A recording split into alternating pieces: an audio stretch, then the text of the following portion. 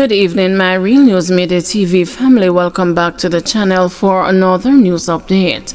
And in the news this evening, police fatal shootings reach 192 as Indicom probes the latest incident in Negril.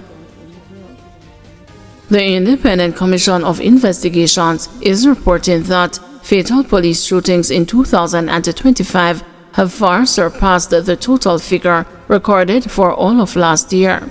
Some 192 fatal shootings have been recorded so far this year, compared to 100 for the same period last year. A total of 189 fatal police shootings were recorded for all of 2024.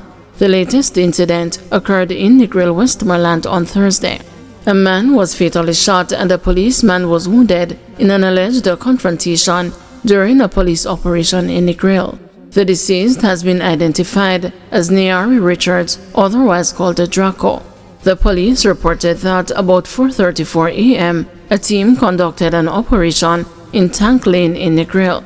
It was further reported that the officers entered the premises and were allegedly challenged by Richardson, who was armed with a handgun. During the alleged exchange of gunfire, a policeman and Richardson were shot.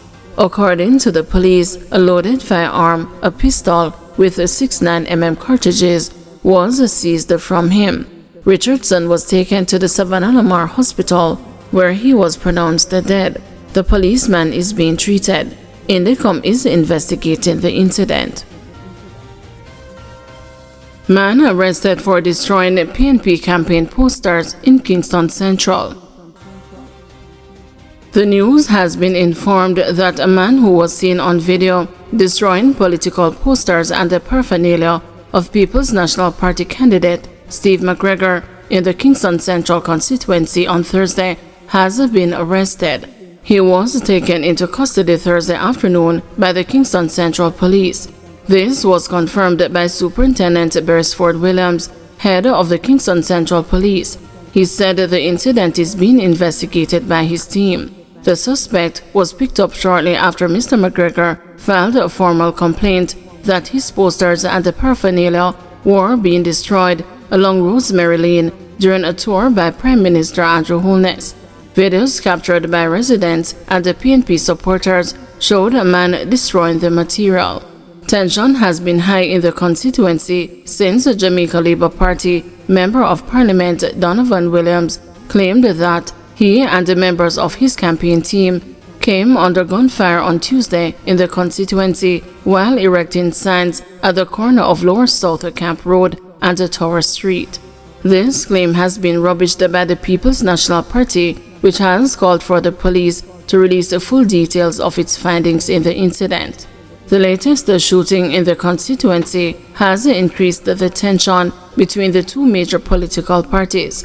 The police said another incident that took place in the vicinity of a JLP rally last month was not politically motivated. Manchester man charged with shop breaking. A 20-year-old man from Manchester has been charged with shop breaking with intent following an incident in the parish on Friday, August 1.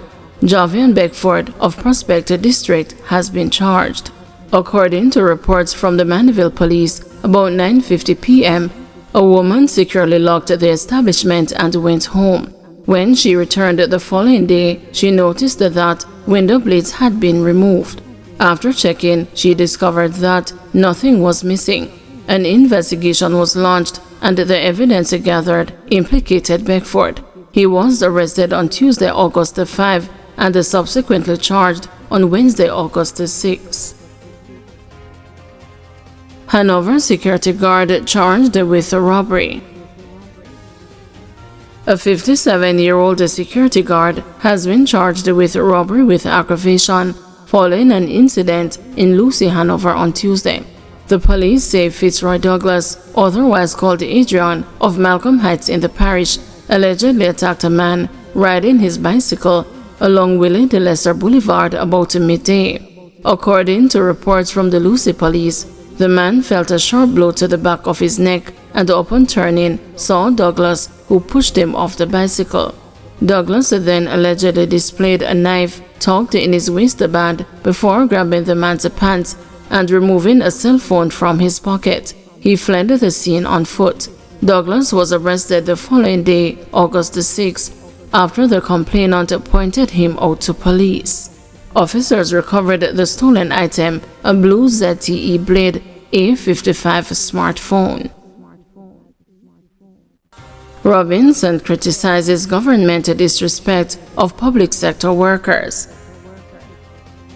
Opposition spokesperson on finance, Julian Robinson, has expressed a deep concern about what he describes as the government's disrespect toward public sector workers, particularly members of the Jamaica Constabulary Force, amid stalled wage negotiations.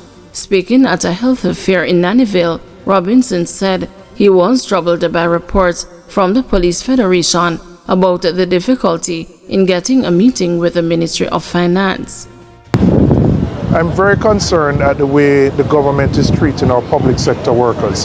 I saw a video and a release from the chairman of the Police Federation, Sergeant Arlene McNeil, on how difficult it has been to get a meeting with the Ministry of Finance. The Police Federation wrote twice to the minister and got no response.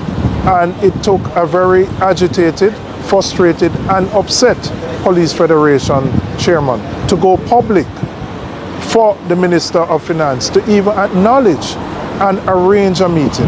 Now, our public servants should not have to go through this simply to get a meeting. We haven't even reached a negotiation yet. And it shows a disregard and really a disrespect for public servants that we don't respond, the ministry doesn't respond to correspondence in a timely fashion, and also doesn't acknowledge particularly our policemen and women who are out there day and night putting their lives on the line to protect us. I really find the lethargic response from the minister, the length of time that it has taken her to acknowledge the Police Federation to be totally unacceptable. And it's not just the Police Federation. There are other bargaining groups that similarly have written to the Ministry of Finance, and similarly they've got no response. It's really not an acceptable way to do business. So I'm calling on the government, treat our public sector workers with the respect that they deserve. Acknowledge their correspondence and at least say to them, if you can't meet immediately, set a date that gives them some assurance that their legitimate concerns are going to be heard. Thank you everyone for watching. See you tomorrow morning at 6 a.m. for another news update.